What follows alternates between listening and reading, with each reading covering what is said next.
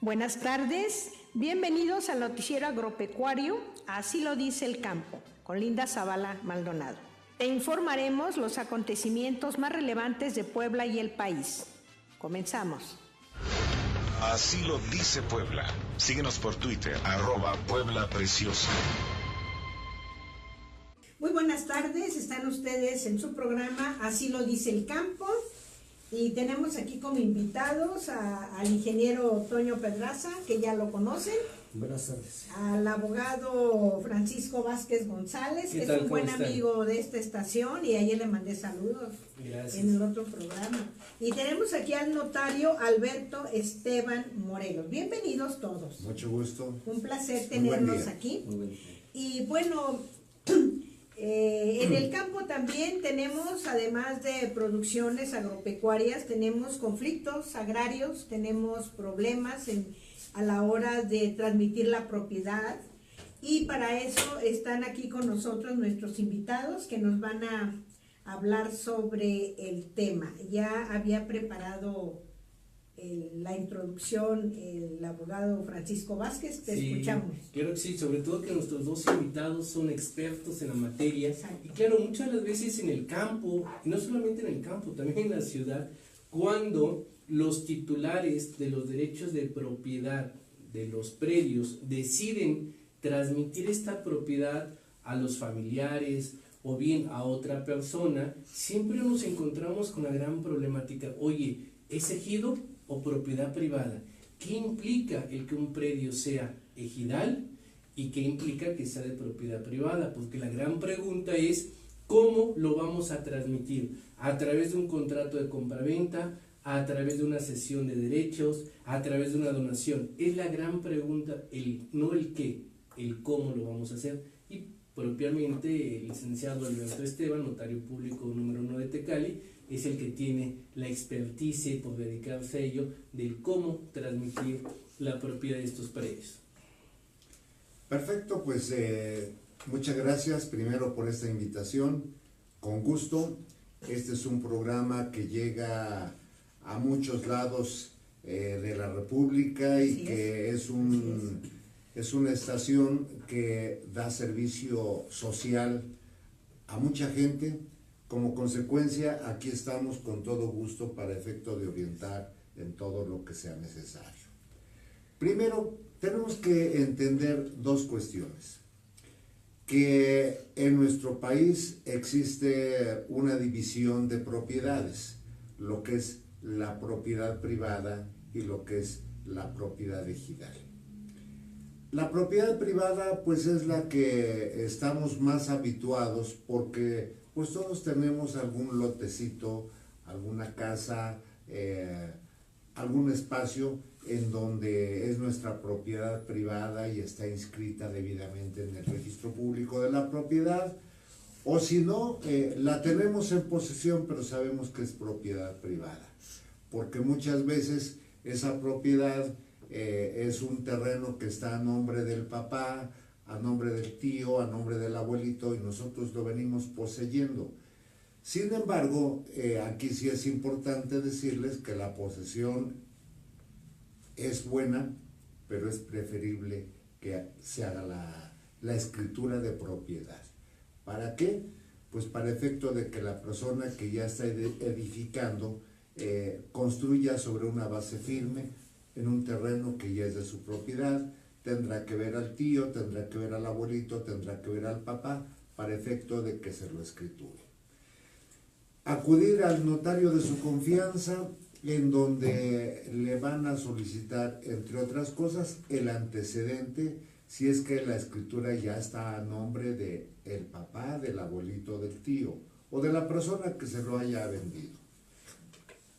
Le van a pedir la boleta predial, el último pago, en este caso el 2018, y le van a pedir el uso del suelo para saber si está destinado a uso habitacional o si está en zona comercial o lo que sea, porque de acuerdo a eso le van a hacer la escritura y eso hace que varíen algunas circunstancias.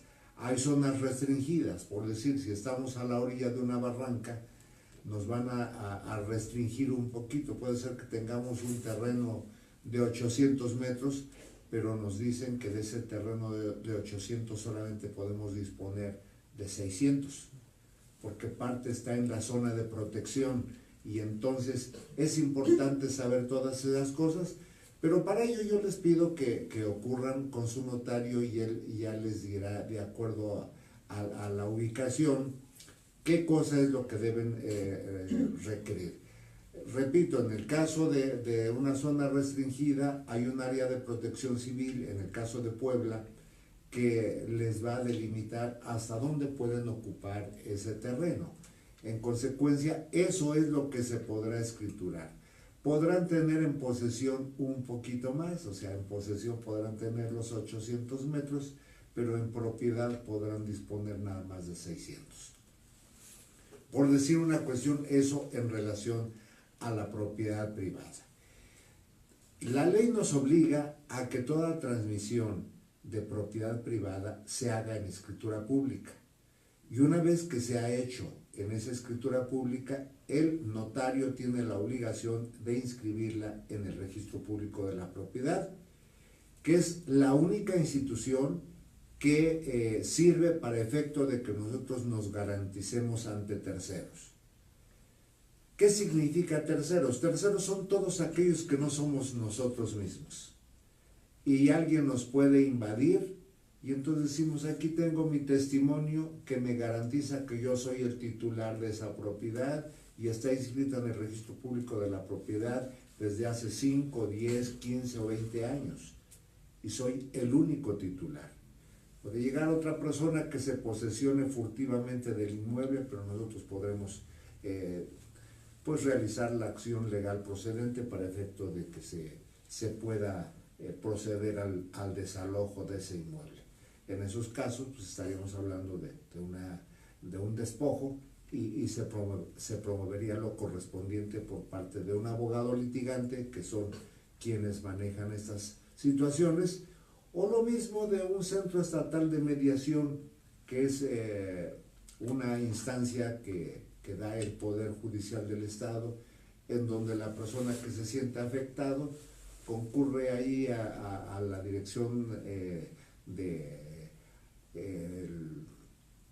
centros alternativos de solución de conflictos, así se llama, y ahí les proveen de un citatorio para citar a la persona que está ocupando ese inmueble y presentarse al centro de mediación, y en ese centro de mediación ahí van a buscar la forma de llegar a alguna solución de acuerdo al análisis del problema. En el fondo, ahí en el Centro Estatal de Mediación es un servicio gratuito que no les cuesta nada. Lo hablo para aquellas personas carentes de recursos económicos. Quien tenga un recurso económico va ahí con un abogado particular, promueves lo que el abogado le indique y la autoridad judicial le dará la razón correspondiente. Eso es en cuanto a propiedad privada, y recalco, siempre la transmisión de esa propiedad tiene que hacerse en escritura pública. ¿Por qué razón? Porque de esa manera a la propiedad privada se le va a generar una boleta predial a nombre de la persona que está adquiriendo. El ayuntamiento al que pertenece esa propiedad, año con año le va a generar una boleta. La Dirección de Obras Públicas le va a generar un alineamiento y número oficial. Y en consecuencia pues va a tener sus documentos en orden. Eso es por lo que corresponde a la propiedad privada. En cuanto a la propiedad ejidal, ahí tenemos otro procedimiento. Ahí hay todo un círculo que se llama ejido, y en ese ejido tenemos a un número determinado de ejidatarios, pueden ser 100, 200, 300 o 500, dependiendo del lugar y dependiendo de quienes estén asignados en un padrón de ejidatarios. Pero en cuanto a lo que se conoce como terreno ejidal, ese es el que se divide en parcelas y entonces van diciendo, esta parcela es de Pedro, esta es de Juan, esta es de Antonio, esta es de Ricardo, esta es de Ruperto, esta es de la señora Altagracia, la señora Rufina, de quien sea, a quien esté enlistada en el padrón electoral. Pues bien, con el parcelamiento, el Registro Agrario Nacional les emite un certificado parcelario. Y ese certificado parcelario ya les da el derecho de uso y disfrute de una sola fracción de terreno que se llama parcela.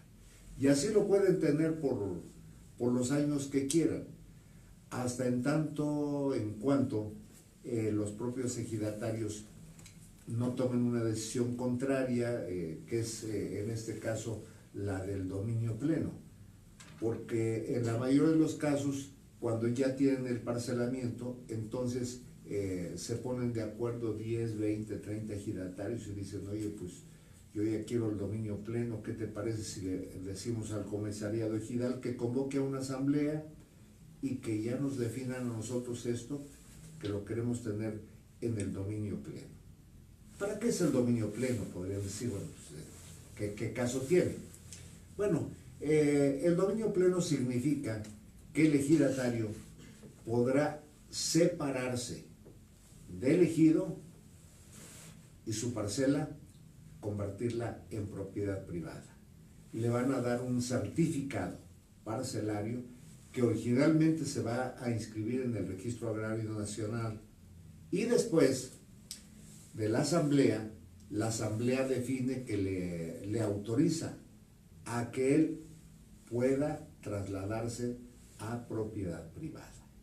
Entonces el propio Registro Agrario Nacional le da de baja en terreno ejidal y le da una constancia para efecto de que se traslade al Registro Público de la Propiedad y le pueda dar ese certificado que ya inscrito se convierte en propiedad privada. Efectivamente, yo quiero participar con lo que estábamos comentando, precisamente en el sexenio de Carlos Salinas de Gortari. Se modificó el artículo 27 constitucional, porque efectivamente, ingeniero, antes la tierra era de quien la trabajaba. Y se modificó el artículo 27 constitucional, lo que yo no estuve de acuerdo, porque esto abrió la puerta para que voraces, empresarios y gente sin escrúpulos empezara a comprar tierras ejidales primero en las costas de nuestro país, para crear emporios hoteleros, y emporios hoteleros a los que tú llegas y no te dejan entrar porque es propiedad privada, o sea, era de ser parte de la tierra nacional, de la tierra del país. Ahora resulta que ya no puedes disfrutar ni puedes entrar a una playa porque ya es privada, porque esa tierra ejidal se vendió y se convirtió en propiedad privada. Está bien que no estoy de acuerdo en que se haya modificado el artículo 27 constitucional, porque como dije, abrió la puerta para que muchos vivales se apropiaran de tierras de mucho valor, despojaran a los campesinos del patrimonio que servía para su manutención y el de las familias. Y los otros, la gente del campo, por necesidad, por desconocimiento, por soborno o por presiones, vendieron sus parcelas y esa vocación de tierra se perdió, y entonces entraron pues quienes dedicaron las tierras a otro destino que no era el terreno agrícola. Y en eso sí yo no estuve de acuerdo y sigo no estando de acuerdo. Pero ahora estamos hablando aquí del cambio de régimen de propiedad ejidal a propiedad privada, y entonces aquí el ingeniero estaba relatándonos, aquí el ingeniero Pedrosa estaba relatándonos sus experiencias, y pues te escuchamos. Hay algunos casos El caso de lo que mencionas, Linda, puede verse en pagarle 7 pesos el metro cuadrado en Texcoco. Esta es una manera en que al momento en que los ejidatarios a través de los años venden y lo convierten en pequeña propiedad, ahora se les pagó a 7 pesos el metro, cuando actualmente esto está cotizado en dólares, por todo el concepto que traen del aeropuerto. Ese es un ejemplo, pero a esto se le llama despojo. Es una manera de despojo territorial donde pues el neoliberalismo ha ocasionado que por medio de recursos y de vender las tierras pueda haber despojo. Ya en la Sierra Norte lo podemos ver con las mineras, en la Mixteca lo podemos ver con el fracking, y llegan empresas canadienses, japonesas a pagar a 20 pesos el metro cuando saben que van a poder extraer oro en la región de Olincla, por ejemplo. Lo que comentabas de Ocoyucan, por ejemplo. En Ocoyucan, pues ustedes lo ven ahí, ¿no? Tienen otro el problema de que fueron vendiendo, se construye ahí una zona residencial importante que ustedes conocen, y ahora tienen carencia ahí en San Bernabé Mosticla, Santa Clara, Ocoyucan, tienen carencia de agua, pues porque una zona residencial, dicen que hay estudios que el INEGI menciona donde se gastan en una zona residencial por persona alrededor de 300 litros por todos sus hábitos y usos y tinas y demás, 300 litros por persona. En la ciudad, 50 litros son los que se pueden estar gastando por persona. Entonces el consumo, la demanda que tiene una zona residencial es 3 veces más que en una zona citadina. Entonces ahí para que se den cuenta de lo que se requiere de agua para mantener 5,000 casas.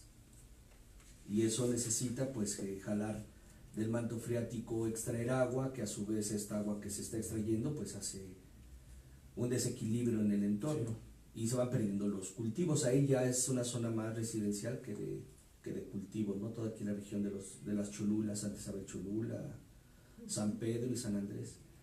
Y hacia el lado de Coutincha y toda esta parte también ya se va perdiendo, ¿no? Cada vez hay menos áreas de cultivo por esta modificación del artículo 27 que le da potestad al ejido para poder convertirlo en pequeña propiedad.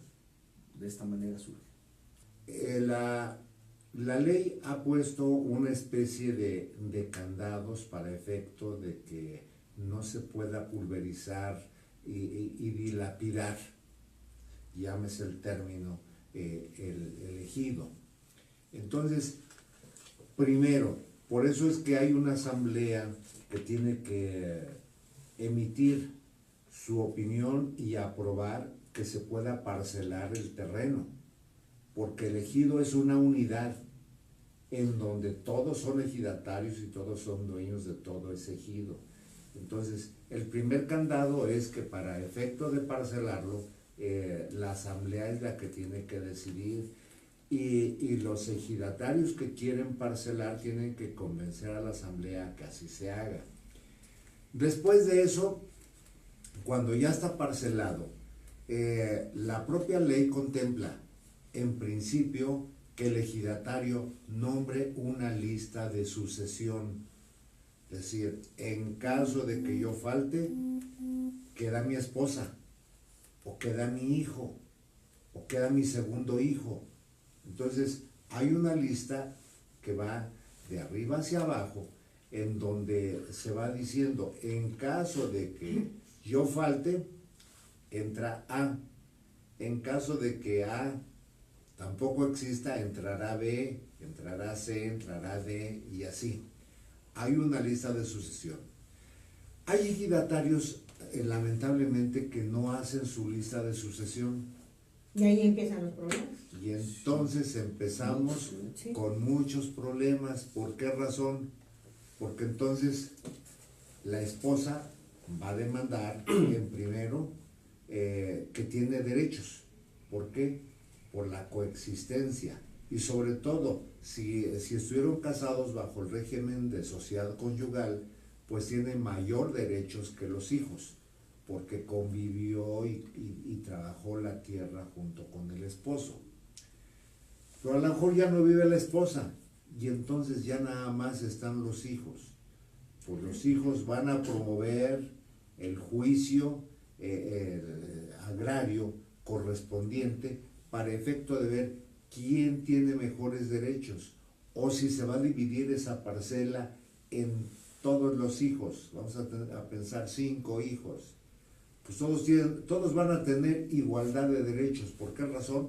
Porque civilmente todos somos hijos del mismo padre y de la misma madre. Pues, sale. Ahí. Si ahí quedara el asunto, no quedaría problema. Pero luego resulta Ya. que tienen hijos de riego y de temporal. Exactamente. Ahí es en donde surge un problema mayor.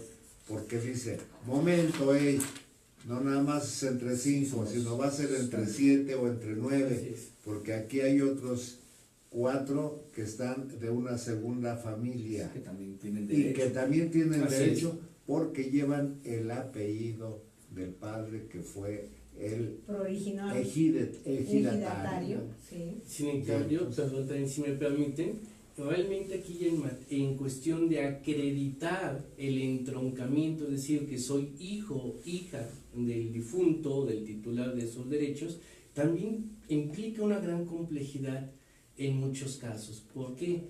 Porque en mi acta de nacimiento resulta que solo fui llevado al registro público por mamá, no por mi papá, y quien es el titular de los derechos es papá. Por lo tanto, cuando yo pido una actualización de mi acta de nacimiento, van a establecer solo el apellido del progenitor que compareció al registro civil, al registro de ese bebé. Entonces, ¿qué creen? Sí soy hijo, pero como mi papá no me llevó, no compareció él, Vaya. en mi acta de nacimiento nada más Fíjate que tengo el apellido de mamá. Es muy común que entre los adultos en plenitud o adultos de plenitud de 50 años en Sí. adelante, es muy común que las comunidades tengan el problema de que no coincide con el IFE, el acta de nacimiento, son en el momento que dice fecha de nacimiento dice a los corrientes o en el año presente, Así pero es. hay muchos detalles, nos hemos encontrado por el manejo de proyectos productivos que al momento en el que se hace la revisión no coinciden, ¿no?, los nombres, y eso genera también En su vida privada siempre utilizaron nada más 1 o 2. Entonces, ¿eso qué es lo que procede? Una rectificación de acta de nacimiento, ya sea administrativa o judicial. ¿Cuál es la diferencia? Si tenemos que modificar una letra, un acento, es administrativo. Pero si tenemos que quitar o poner un nombre o un dato, es vía judicial. Y entonces nos vamos a estar llevando a aproximadamente 6 meses en vía judicial y de 2 a 3 meses en vía administrativa. Pero primero es importante, antes de que fallezcan las personas o antes de que se vengan los problemas, checar los documentos. Realmente mi acta de nacimiento acredita que soy la persona con la que siempre me he identificado de manera pública o privada. Porque como bien dices, muchas de las veces el acta de nacimiento tiene un nombre, la escritura o el título de los derechos agrarios tiene otro, tu credencial elector tiene otro, y tus hijos, híjole, como que sí son o no son. Sí. No, Por no. eso, independientemente de todos los problemas esos que han planteado, nosotros exhortamos desde esta cabina a todos los ejidatarios que chequen cómo están sus certificados, si tienen su lista de sucesión, y si no, que acudan al Registro Agrario Nacional y que lo hagan cuanto antes, porque eso va a quitar muchos problemas a sus familiares. Ya habiendo lista de sucesión, ¿qué importa que haya 60 hijos? Únicamente van a participar los 5 o 6 que estén dentro de la lista de sucesión. No es complicado. Hay que checar los documentos, pueden acudir a una notaría a hacer su lista y, ¿por qué no?, darla a conocer a la familia, porque muchas de las veces el que la familia esté enterada también es una certeza jurídica, porque si ya tienes la certeza de que tú no estás nombrado o antes de ti hay 5, ¿para qué construyes? ¿Para qué te haces ideas que en un juicio se te va a venir abajo? Bueno, es que se nos está terminando el tiempo. Por favor, abogado, pues resulta Sí, y haz tu claro conclusión. que sí. Por favor. Más que conclusión sería pregunta para el notario público, el licenciado Alberto Esteban. Muchas de las veces los llamados avecindados o las personas que van y llegan a una comunidad y compran un lote o adquieren los derechos de un lote de terreno de 10 por 20, de 10 por 30. ¿Cuál es el acto jurídico eficaz para tener esa certeza jurídica y adquirir esos derechos? Por tradiciones, en tu minuta, pon en la parte de atrás, cedo los derechos de la presente minuta a favor de. ¿Eso sigue siendo válido? ¿Ante quién se tiene que hacer? ¿Y cuál es la figura jurídica? Bueno, miren amigos, lo recomendable y lo que dice la ley es lo siguiente. La persona, antes de poder comprar, tiene que convertirse en avecindado. Entonces,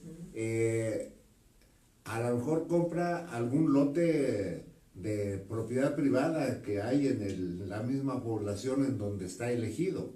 Y entonces, con base en eso, ya recibe una constancia de vecindad de la autoridad administrativa, llámese el presidente auxiliar municipal, o llámese juez de paz, o llámese otra autoridad. Entonces le van a dar una constancia de vecindad.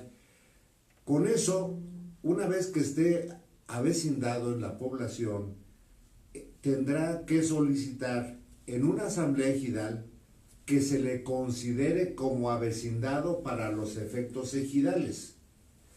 Después de que ya adquirió la vecindad para los efectos ejidales, entonces podrá adquirir ya una parcela. Normalmente en los ejidos, la mayoría de los ejidatarios tienen 2 o 3 parcelas. Quiere decir que les tocó una más al centro, otra en medio, otra en una orilla, otra por otra orilla, porque pues sería como que injusto que a todos les dieran el área buena nada más a un grupo de 10 y el área mala a los demás ejidatarios, sino que va habiendo sorteos internos. Es la forma como normalmente se ha estilado en los ejidos, que van creando sorteos de parcelas. Entonces, a ver, la parcela número fulano tal, pues le va a tocar a Juan Pérez. La parcela 120 le va a tocar al ejidatario Ambrosio.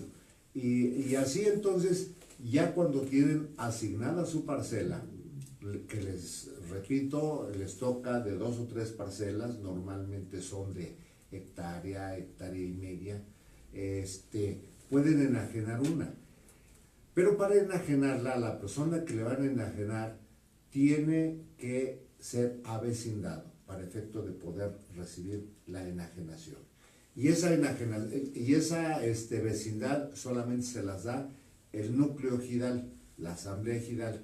Convocan a ejidatarios que pueden tratarse otros asuntos. A lo mejor alguien va a hacer la gestión de que se le dé el dominio pleno.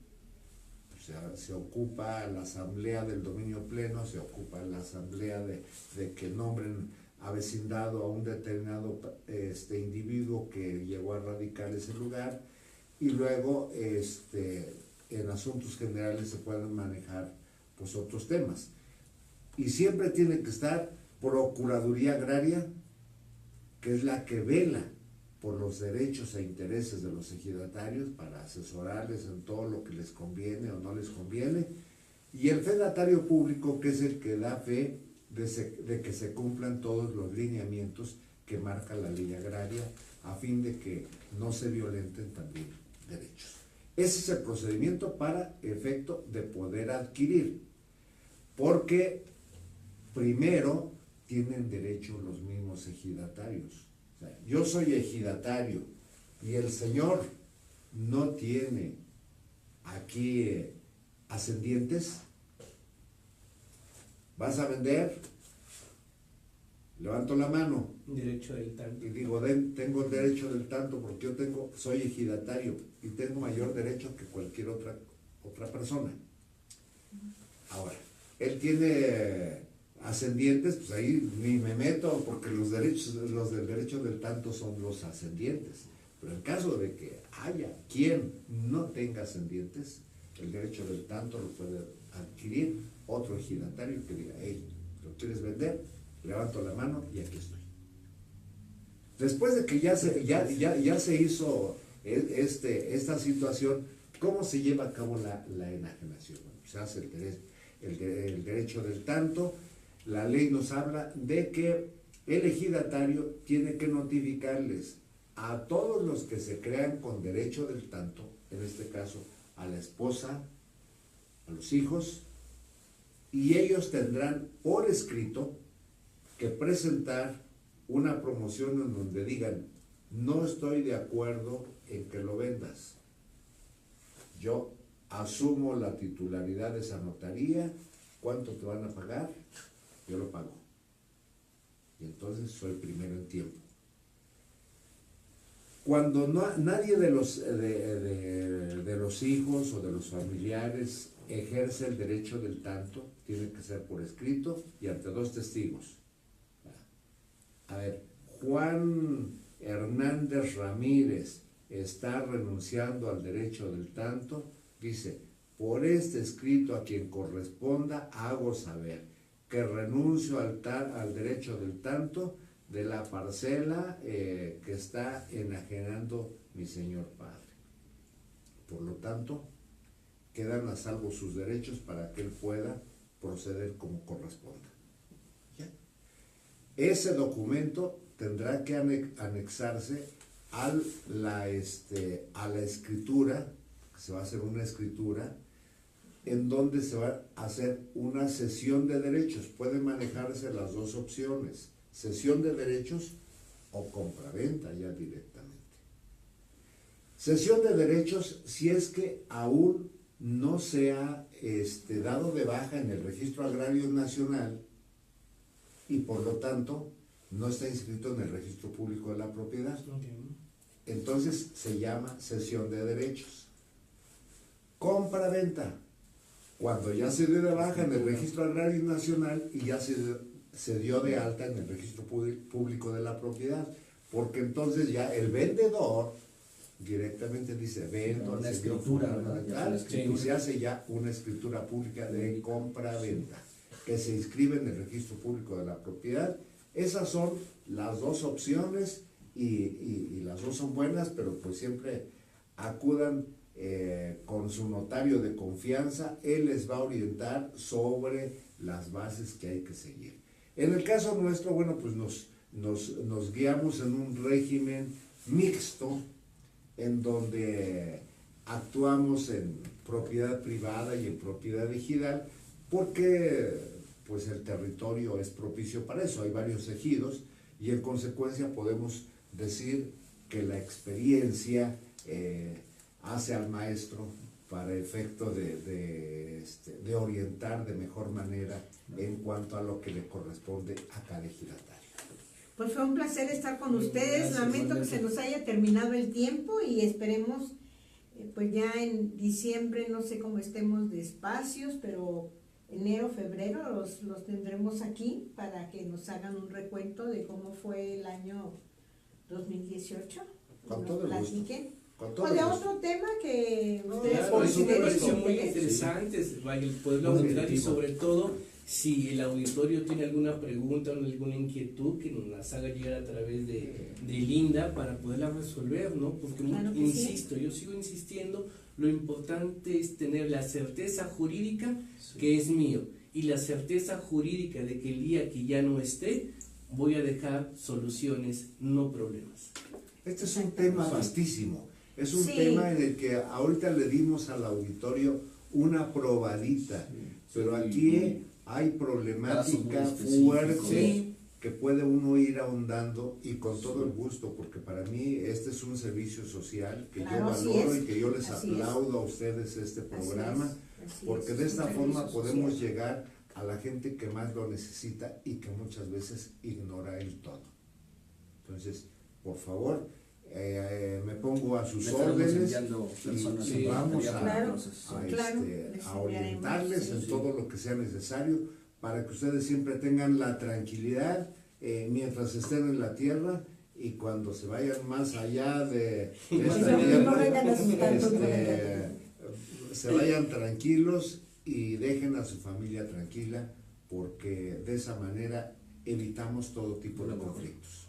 Pues muchísimas gracias. Gracias. Ahorita ya empezamos con otro programa y ya llegaron mis otros invitados. Me pero parece muy bien. yo les agradezco infinitamente que hayan estado aquí con nosotros y que hayan acompañado pues, a nuestro auditorio, los hayan ilustrado, dándoles, pues sí, una luz de cómo pueden resolver sus conflictos. Muchísimas gracias, ingeniero. ¿Tú te quedas para el que sigue, por favor? Sí, muy bien. Pues muchísimas gracias. Gracias, que tengan buen día, buen fin de semana. Bonito fin de semana, sean felices, no cuesta nada. Entusiasmado lanza sones sin parar, el palenque se rebota. Hoy terminamos una emisión más de Así lo dice el campo. Te esperamos el próximo sábado de 12 a 1. Así lo dice Puebla. Síguenos por Twitter, @Puebla Preciosa.